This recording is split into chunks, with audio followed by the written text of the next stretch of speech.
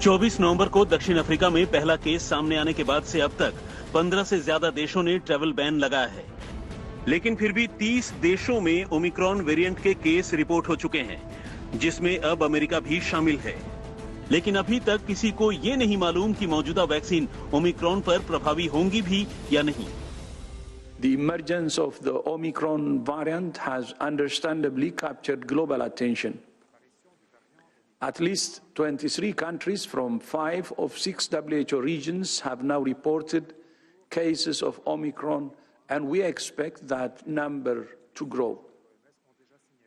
WHO takes this development extremely seriously, and so should every country. But it should not surprise us. This is what viruses do. Omicron variant के बारे में अभी तक जो पता चला है वो बेहद परेशान कर देने वाला है। सबसे ज्यादा डर नए वेरिएंट के संक्रमण की रफ्तार का है, जो अब तक मिले सभी वेरिएंट से 7 गुना तक ज्यादा मानी जा रही है। साउथ अफ्रीका इसकी केस स्टडी है, जहां पहला ओमिक्रॉन केस मिला था। साउथ अफ्रीका में ओमिक्रॉन वेरिएंट सामने आने के बाद से कोरोना के नए केस की संख्या दुगनी हो गई है। बुधवार को यहां कोरोना के 8,561 नए केस सामने आए थे, जबकि 10 दिन पहले तक वहां हर हफ्ते औसतन सिर्फ 1300 केस दर्ज हो रहे थे। साउथ अफ्रीका के गौतेंग प्रोविंस में पिछले हफ्ते के मुकाबले इस हफ्ते नए कोरोना केस की संख्या 330% तक बढ़ गई है। ओमिक्रॉन वेरिएंट का सबसे पहला केस गौतेंग प्रोविंस में ही मिला था और इस वक्त वहां मिल रहे नए केस में से 74% ओमिक्रॉन के ही हैं। ये बताता है कि ओमिक्रॉन वेरिएंट से भले ही कोई मौत अभी तक रिपोर्ट नहीं हुई हो, लेकिन ये जिस तेजी से फैल रहा है, इसे अब तक का सबसे ज्यादा खतरनाक वेरिएंट बताया जा रहा है। जब ये संक्रमण शुरू हुआ था, वो अल्फा वेरिएंट से शुरू हुआ था, जिसकी R0 फैक्टर, जो R0 फैक्टर वो होता है जिससे एक शख्स को जिसको इन्फेक्शन होगी वो और कितनों को इन्फेक्ट करेगा, उसका 2.5 था।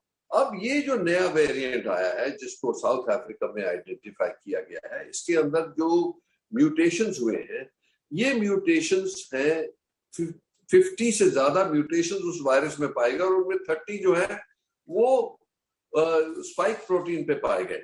तो अगर जब ऐसा होता है तो एकदम हमें चौकन्ना हो जाना चाहिए, सतर्क होना चाहिए कि इसका मतलब क्या है। जो इनिशियल रिपोर्ट्स आई हैं, लगता है कि इसका R0 फैक्टर कोई 12 से 18-20% टाइम्स भी हो सकता है। तो इसका मतलब इसकी फैलने की जो गति है वो बहुत जबरदस्त हो सकती है और बहुत सारी पॉपुलेशन को इफेक्ट पड़ेगा, जो एक्सपीरियंस देखा गया है साउथ अफ्रीका में।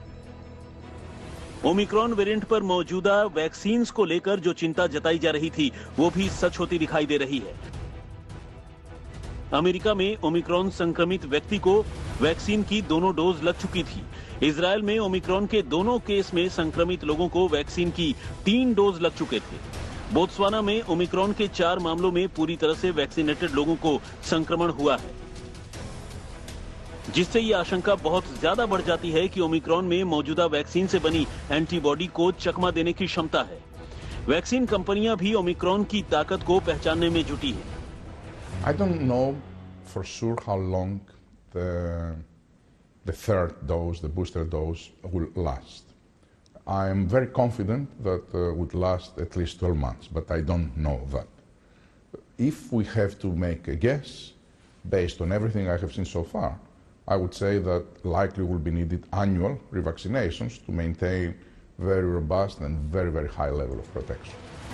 WHO का कहना है कि ओमिक्रॉन पर स्टडी जारी है, जिसमें अभी और 15 दिन लग सकते हैं। लेकिन ओमिक्रॉन वेरिएंट जिस तेजी से फैल रहा है, दुनिया के पास इतना वक्त नहीं है कि वो ओमिक्रॉन पर किसी रिसर्च का इंतजार करे। इसलिए एक बार फिर से दुनिया के देशों ने हवाई नाकेबंदी की शुरुआत कर दी है। फिलहाल यही एक चीज है जो दुनिया ओमिक्रॉन से बचने के लिए कर सकती है। जहां बाहर के वैक्सीन मैन्युफैक्चररों ने, चाहे वो मॉडर्ना हो या फाइजर हो, अपने हाथ खड़े कर दिए हैं ओमिक्रॉन के सामने, भारत सरकार का कहना है कि वैक्सीन्स काम करेंगी या नहीं इस वेरिएंट के खिलाफ, इस पर अब शोध शुरू हो गया है। भारत में 2 वैक्सीन्स बड़े पैमाने पे यूज हो रहे हैं, कोवैक्सीन और कोविशील्ड, और क्योंकि 2 वेरिएंट्स अब भारत आ गए हैं, इनके आइसोलेट्स पर काम करके पता किया जा सकता है कि भारत में बनाई गई वैक्सीन्स अब ओमिक्रॉन से लड़ पाएंगी या नहीं। दिल्ली से मिलन शर्मा के साथ आज तक ब्यूरो।